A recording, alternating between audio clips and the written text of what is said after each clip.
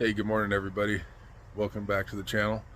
So real quick, I had a customer project take place over the weekend.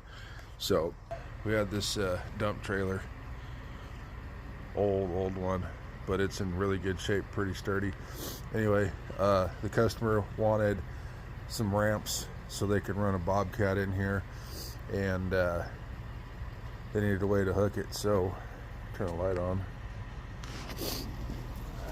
We welded these on.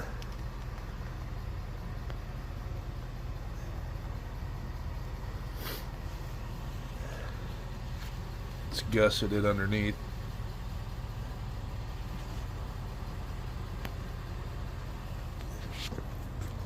And then we built them a set of C-channel ramps, and we got to finish up paint on these. They're a 6x14.5, so they got plenty of room. Anyway, that's what we did over the weekend, and just gonna finish up paint on it, and then it'll be good to go. Thanks for watching.